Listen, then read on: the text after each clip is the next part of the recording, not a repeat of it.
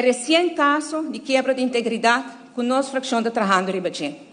E essa aqui também é Ser Gerlin Cruz, que assume jet privado, que ela vai regalar para Corsol. Senhor Presidente, tem gedragscode para ministers. E dentro para que não receber donação, não receber regalo de valor alto, Senhor Presidente. PCM me pensa que o senhor Mike Emmons sua donação de $50 mil não por mais hoje em dia. Pero lo qual, como o ministro Gerlin Cruz, a Hassi, então quebra de integridade. E essa aqui também guarda investigar profundamente. E me espera que o parlamento aqui para princípio. Que de caso, o ministro aparentemente me estará vai Corsol para uma conferência, para trabalho. E me estará viaja provavelmente o dia seguinte, que está Joeps. Me supone, mas que nos não haya, e carta de notificação ainda, pero me supone que ela hacía corretamente.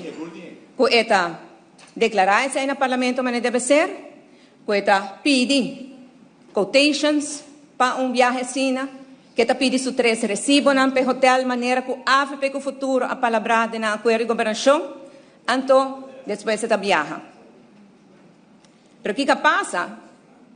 O time de Corsol a classificar e esse aí era nos turcos na Aruba com uma alegria e um orgulho enorme também.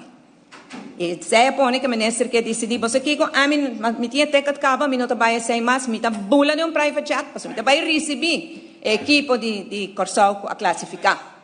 Senhor Presidente, mind you, time de Aruba, que o campeão não está recebido do ministro aqui.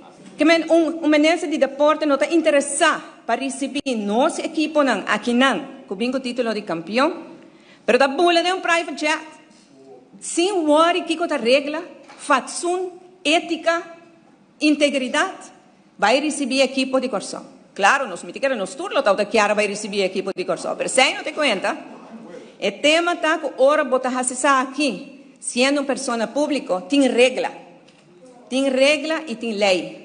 E ora que botar receber hefte assina, tem regra não para cumprir com ele. E me espera, a investigação está andando, que o resultado é que não recebi hefte. Mas agora vai justificar para que vai pagar 5 mil florim para bula de private jet, vai coi 5 mil florim de placa de deportista para abo vai de private jet. Então, nesse momento, nós jovens me separam na rotonda de Higra de Solo para coletar placa para não por viajar, senhor presidente. Sabe do quebra de integridade? Que vai influenciar o screening de senhora que no futuro e pensei nos fazendo investigação. E agora o ministro bula de private jet, quita placa de deportista não, vai fazer algo que está leuk, pero não necessário, leuk, pero não urgente, ante o parlamento que tem carga sua responsabilidade. Mais daqui.